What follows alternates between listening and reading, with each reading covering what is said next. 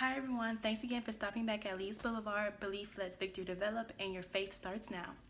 First, before I get into anything, I would like to give a shout out to my best friend Kanari Yancey on her fashion blog. This is the shirt I'm wearing. Please go and support her. You can get this shirt, or you can contact her at Kanari Terry on Instagram and on Facebook, or if you want to comment or send her a request on Facebook by Kanari Yancey. Just go out and support, and I hope she makes it big. And she's also styling different people, and if you're in the Detroit area or wherever, just let her know that you want a stylist. Yeah, let me get on to what I was going to do today. So today I wanted to talk about the authenticity of the Bible, and I wanted to use science to do so. I wanted to do science because there's a lot of people in the world that believe that science and the Bible do not go hand in hand, that they're just two separate entities. And I believe that the Bible talks a lot about science, and it's very accurate in a lot of things that have been discovered and realized in the science world. And I wanted to start off in Joshua chapter 10, verses 12 through 13. And it says, Joshua said to the Lord in the presence of Israel, Sun, stand still over Gibeon, and you, moon, over the valley of Ajalon. So the sun stood still and the moon stopped. Now, a lot of people, when they read that verse, they're like, the sun can't stand still. But that's not what he was meaning, the sun stopped. He was talking about that the earth stopped revolving. So being on earth, it looks like the sun stood still, but the earth just stopped revolving. He didn't use the scientific term for it. He just used everyday language. It's just like when we wake up in the morning and the sun rises, we don't say, oh, what a lovely earth rotation. Or when the sun sets, we don't say, oh, what a lovely earth rotation. We say the sun rised and the sun set. So he didn't use a scientific term or scientific phrases for the sun stood still, but he was meaning that the earth stopped revolving.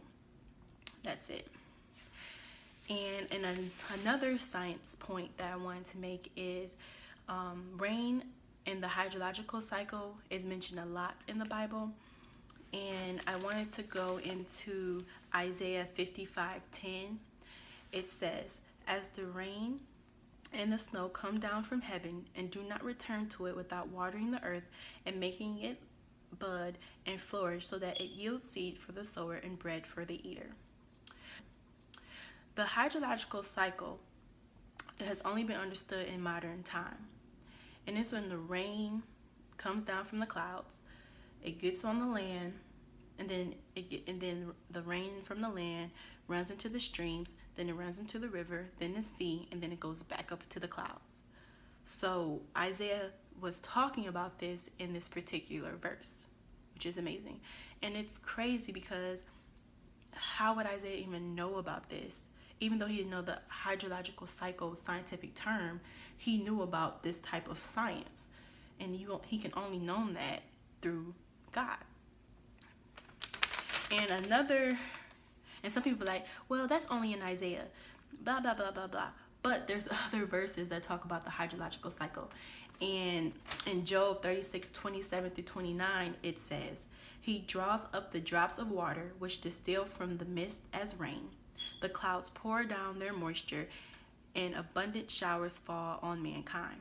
Who can understand how he spreads out the clouds, how he thunders from his pavilion?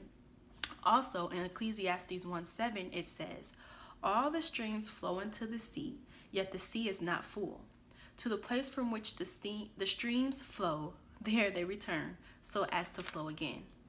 So these were different encounters, different authors on different books that are still talking about the hydrological cycle.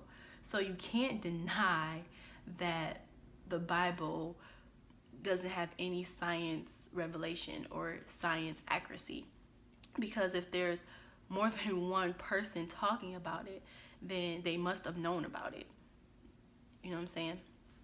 And then another point that I wanted to make for a scientific observation was balance in the earth, which is the isostasy study of the earth's equilibrium. And that's when land mass and water mass have to weigh the same or support each other to level out, such as the land mass can be the Earth's crust, the mantle, and the water mass could be like an ice cap or some type of form of water.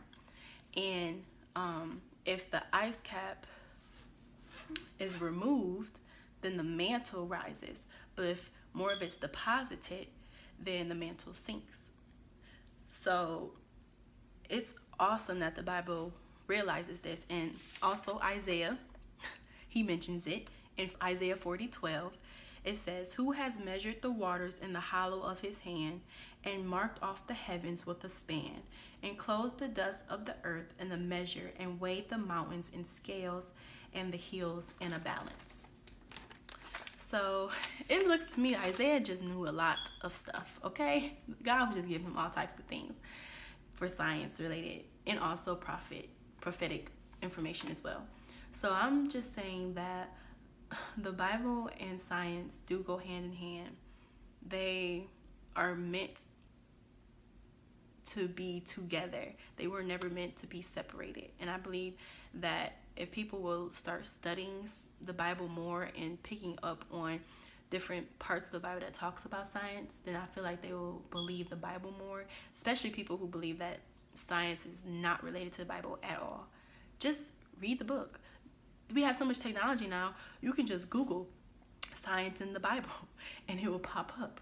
So another, let me not get on a rant, but on the last point I wanted to state about science in the Bible was the 5 categories of all things in the universe that was realized or discovered by Herbert Spencer.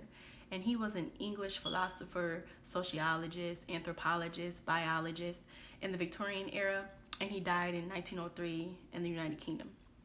He said the 5 categories are time, force, action, space, and matter.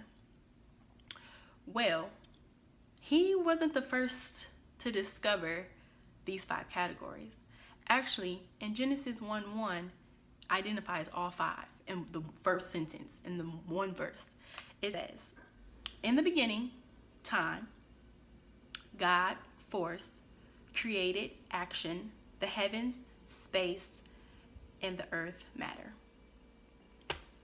When I read that in the book that I have to study with, I was like, oh my goodness. Like, I never really thought about it that way. It just kind of blew my mind.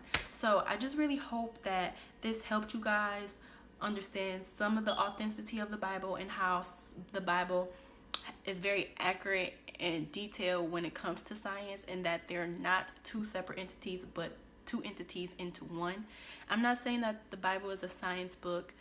I'm just saying that there is a lot of different science elements in the Bible that we should study and actually look at. Well, I hope this helped you guys, and please leave your comments. Please leave what you would like me to talk about. Please leave what I can improve on and what I'm doing great. I love you guys, and I hope you come back to Lee's Boulevard. Believe, Let's Victory Develop. Peace.